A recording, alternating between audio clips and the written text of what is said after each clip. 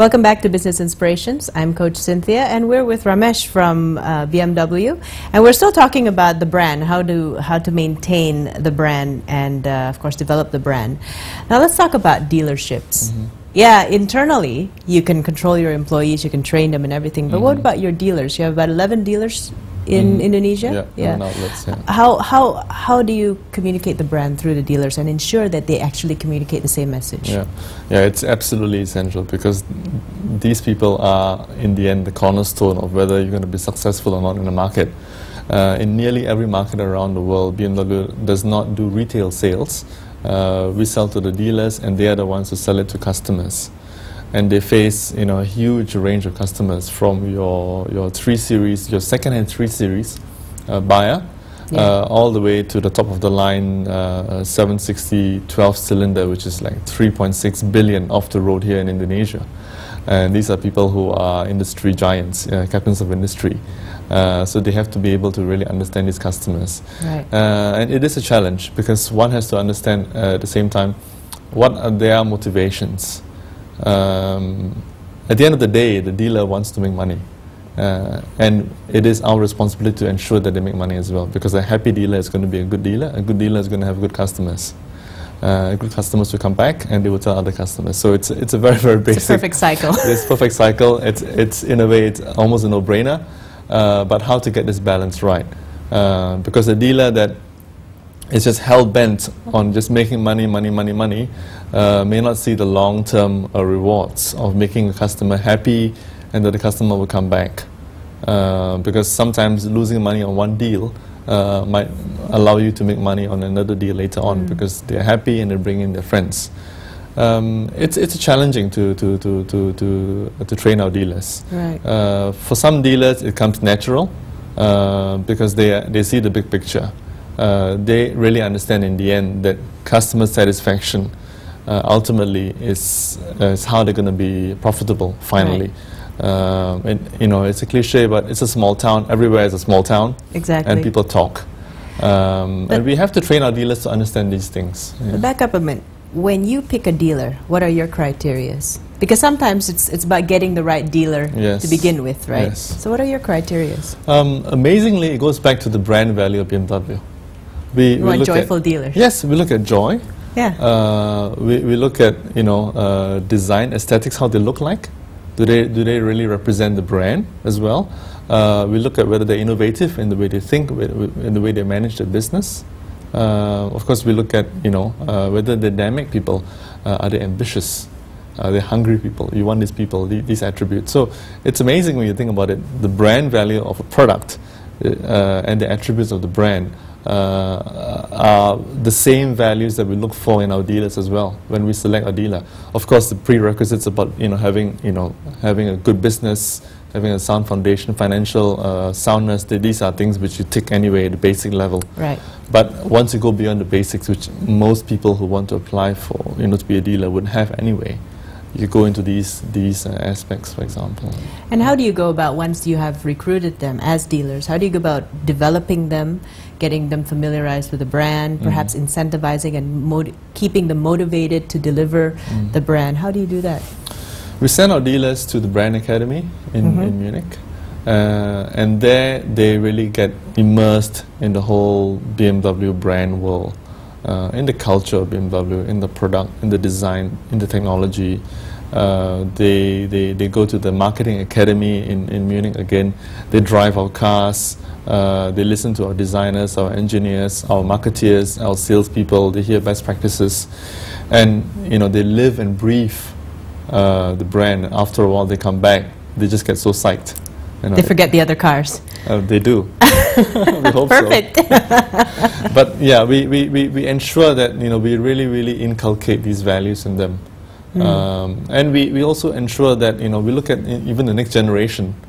It's important because many of them are dealers for a long time, for decades, for example. You mean their children and how they would take over the dealership after their parents have done? Exactly. Okay. Yeah. So, okay, now you've also taken on the brand Mini. Yes. Right? And I'm not going to talk about Rolls-Royce. I just want to talk about Mini. What goes into your mind when you go about and selecting another brand under the same umbrella? And how then do you not lose focus on the original brand?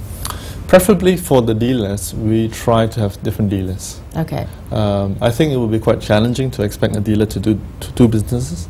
I think perhaps in certain situations when a particular town is quite small and it wouldn't be fair to expect a certain individual to invest in two separate showrooms, you might allow it. But generally we have a brand separation. And we go back to the brand values. Does this dealer really represent BMW or represent Mini? And somehow, when you know the brand values of Mini, which is really being inventive, being exciting, being irresistible, and you meet some people, you just think, yeah, this is a Mini person. This is more Mini. He is more Mini, or she's more Mini, and he or she is more BMW.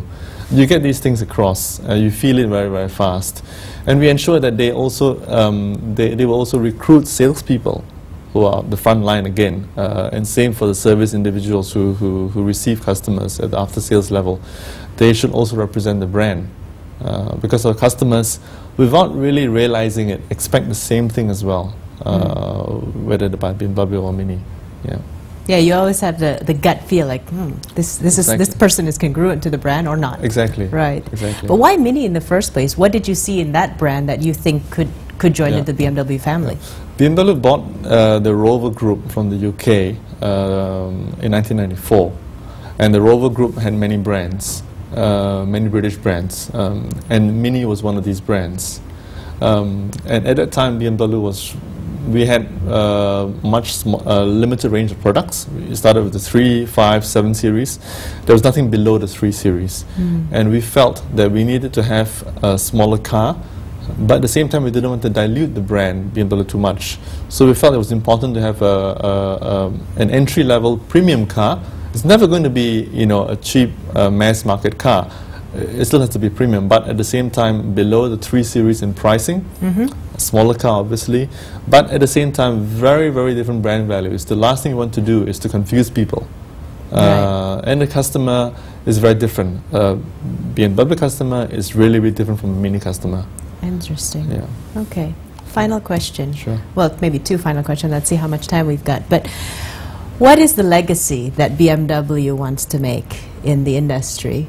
And of course, the other question is, what legacy do you want to make as a president director of BMW? Well, I think they're the same thing because I'm a company man and I work for the company at the end of the day. I think the legacy would be really to tell people, to show to people in Indonesia that we are not just about selling a car.